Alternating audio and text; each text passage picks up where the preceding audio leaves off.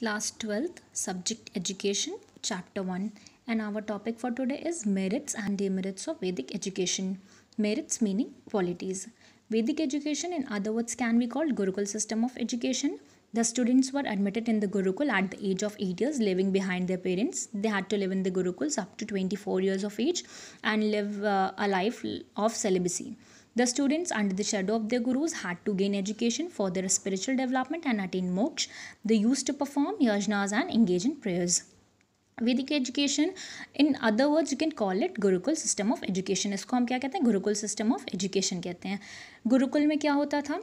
Student 8 years के as में अपने पेरेंट्स को छोड़ करके गुरुकुल चले जाते थे, जहाँ पर उनको 24 ईयर्स तक की एज तक रहना होता था. और उनको कैसी लाइफ जीनी होती थी? Life of celibacy, which means ब्रह्मचर्य. वो अपने गुरु के शैडो में ही रह करके नॉलेज गेन करते थे. एंड जो उनका मेन एम होता था of gaining knowledge is spiritual development and attain मोक्ष. उनका एम होता था स्पिरिचुअल डेवलपमेंट करना और मोक्ष को पाना. Demerits of Vedic education. Okay, सो अब यहाँ पे कुछ डिफेक्ट्स यानी कुछ कमियाँ भी थी वैदिक एजुकेशन की. Number 1, more emphasis on religion. इनका जो ज़्यादा एम्फोसिस था यानी जो ज़्यादा जोर ये देते थे वो किस पर था? रिलीजन पे. Religion was dominant in Vedic education.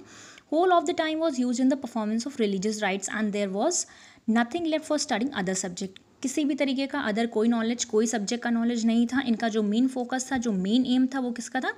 कि स्टूडेंट्स को रिलीजियस नॉलेज दिया जाए. तो हर वक्त वहाँ पे रिलीजियस राइट्स और इन्हीं सब चीज़ों की नॉलेज दी जाती थी. अदर कोई भी सब्जेक्ट का नॉलेज नहीं था. Number 2, negligence of physical science. Physical science को पूरी तरीके से क्या किया गया? Neglect. Vedic education is just too much on the teaching of religion, philosophy and spiritualism.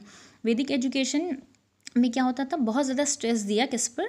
Religion पे, फिलोसफी पे और स्पिरिचुअलिज्म पे. The subject related to physical science were always ignored. As a result even today we are not as scientifically advanced as western Nations.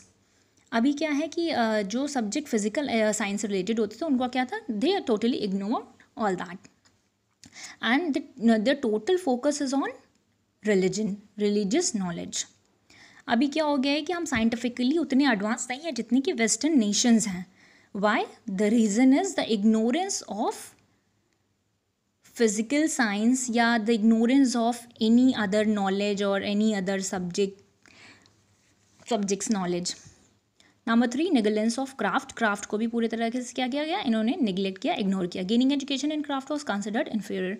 The people of higher class never took interest in the learning of craft. Only the members of low caste learn craft if they happen to be related to their families profession through their family member. See, first of all तो craft का negligence था, पूरी तरीके से इन्होंने ignore किया. और जो थोड़ा बहुत अगर इंटरेस्ट दिखाया भी वहाँ पे तो वहाँ वो उन्होंने लो कास्ट के लोगों में, अदर किसी भी कास्ट के लोग जो है क्राफ्ट नहीं करते थे. थोड़ा बहुत इंटरेस्ट लो कास्ट के मेंबर्स ने दिखाया. Next point is ignoring education of Shudra. Shudra जो होते थे, see during Vedic age the society was divided into 4 classes. 4 classes में, 4 क्लास में आपकी सोसाइटी डिवाइड थी. ब्राह्मण, क्षत्रिय, वैश्य एंड शूद्र. जो शूद्र होते थे were considered unfit for gaining knowledge. उनको जो है नॉलेज नहीं दिया जाता था, उनको अनफिट माना जाता था. यानी कि उनको एक तरीके से आउट माना जाता था कि वो नॉलेज को गेन नहीं कर सकते, उनको इग्नोर किया जाता था. Last point, ignoring regional language. Vedic education was imparted through Sanskrit medium, hence regional language could not be properly developed.